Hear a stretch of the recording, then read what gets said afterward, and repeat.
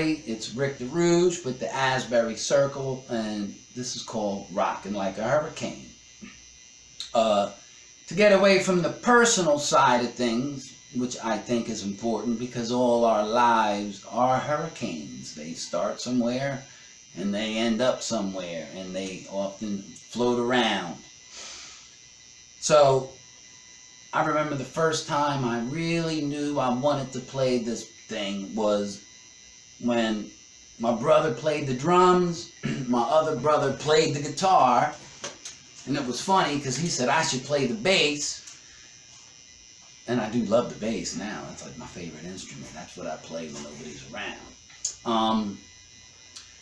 But I remember the first thing I ever learned, my buddy Croft was playing on a Kramer Focus or a Pacer. It had a Maplewood neck. That's why I still love Maplewood necks. Eddie Van Halen had a Maplewood neck. And I remember, I didn't know how to play shit. And my man Croft was playing Rockin' Like a Hurricane on his Kramer. And I was like, oh my God. And I ran home and I told my mother, I said, Mom, you gotta have Daryl teach me how to play the guitar. Please, I'm gonna learn how to play the guitar. And she couldn't get him to teach me. I'm not sure. He left home early. He was like 14 when he left home, and then he moved back. He was gone for like 5 fucking years. And that's another story. I used to go out looking for my brother. Where's my brother? Where's my brother? So anyway, at this point, I can't find nobody to teach me, so I start like self-teaching myself, you know, and I was real fucking sloppy, and I'm pretty rusty now, but I learned how to play Rockin' Like a Hurricane, and I think that's funny because that's the first song that I ever learned. And once again, everybody's life is a hurricane, just like the song When You Were Young. So, you know, when you're young,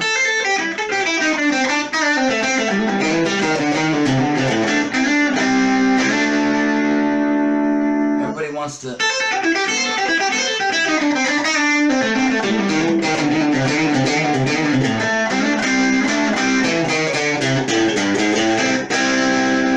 right? Everybody wants to riff out and just show off their skills. Back then it was all about shredding and shredding and shredding. If I had my jammy amp, then I would shred. Then obviously, which you've seen plenty, we'll do it over. Obviously, which you've seen plenty, then as soon as you pick up an acoustic, the whole vibe changes, you know? We were told to stay at home, so we had our TVs on. You can lube it all you want.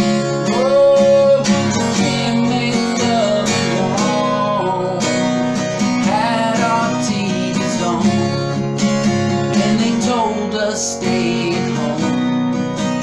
You can lose it all you want, but you can't make love alone. Yeah.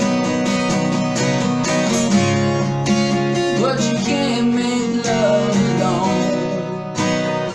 So you see how picking up a different instrument changes the whole vibe, like as if you picked up a saxophone or the keys. So everything, you know, influences another. And the beautiful thing is we want to get away from, you know, doing things on purpose to letting them evolve naturally and being open for spontaneity. And jazz is known for being like that. And that's basically where all the gold in my life comes from, is being open and allowing things to be spontaneous. So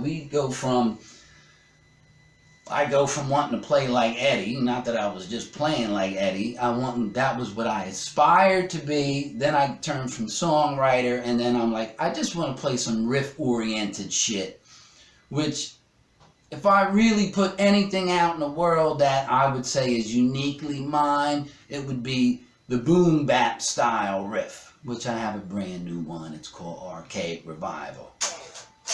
Got some volume.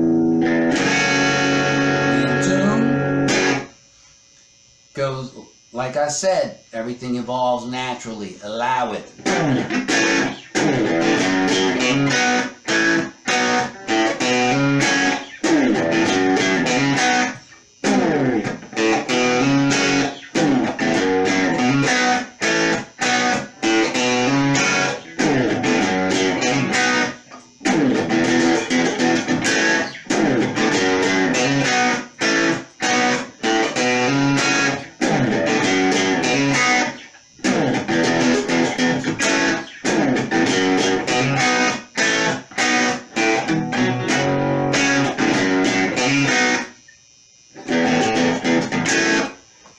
So there we go. It starts from just getting together and jamming, and then allowing your sound to change by what you're inspired by, what you're influenced by. And when we first got together, remember at this time, I just want to play the guitar. I don't want to be in the front. I just want to play and have a good time. That was my main thing, just have a good time.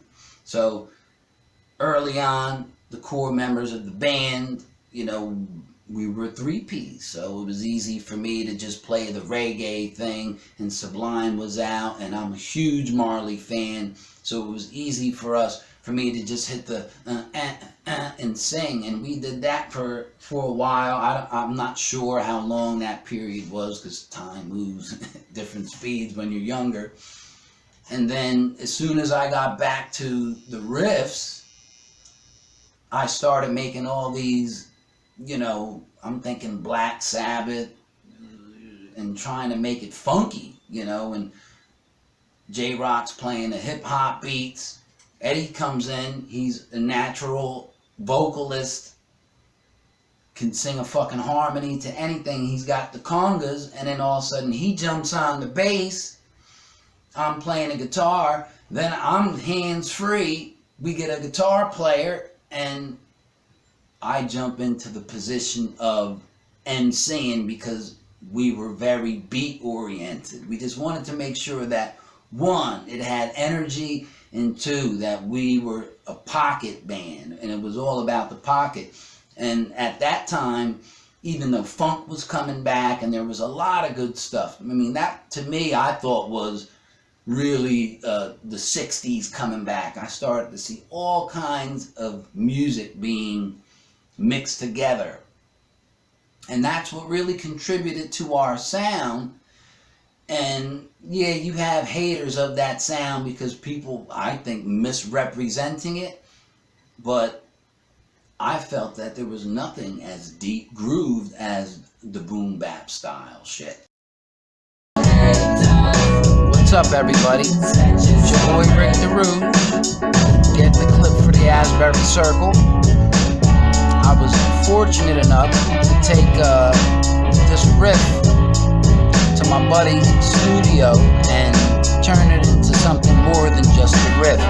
Now, back in the day, when we would practice 4 nights a week for 2 hours, I was fortunate then to be able to take these riffs to practice and watch me and my buddies have a blast.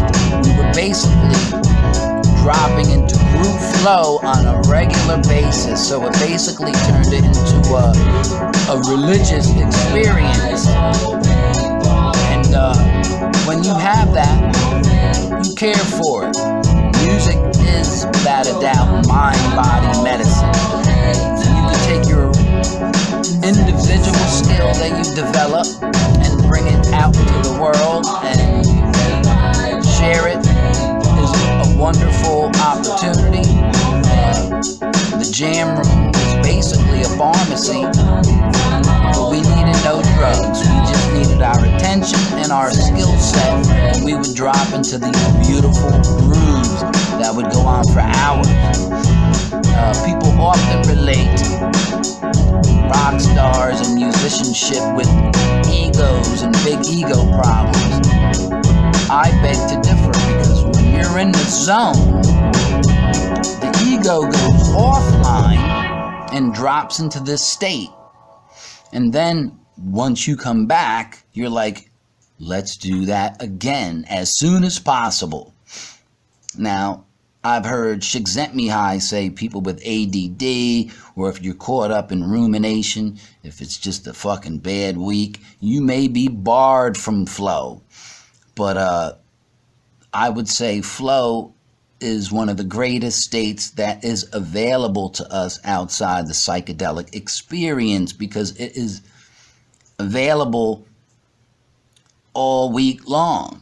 You could only trip so much, and I'm just grateful at this stage of my life to still be able to take a fucking riff and take it somewhere and hear it turn into something, or it'll just collect dust. And so I hope to show you a new jam soon. Much love. Hold the current. Your boy Rick Dahrouge, Asbury Circle. Peace. So that was a little footage of me working out my new single, Archaic Revival. And it shows you really the evolution of how you allow yourself to just keep following your nose, follow your heart. And I'll leave you with that old...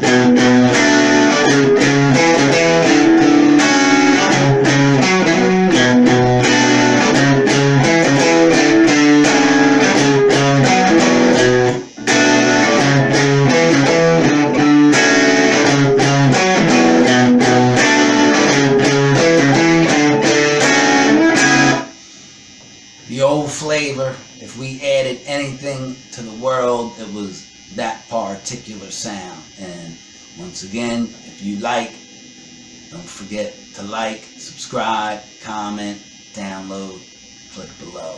Peace. Rick Dahrouge, Asbury Circle. Peace and love. Later.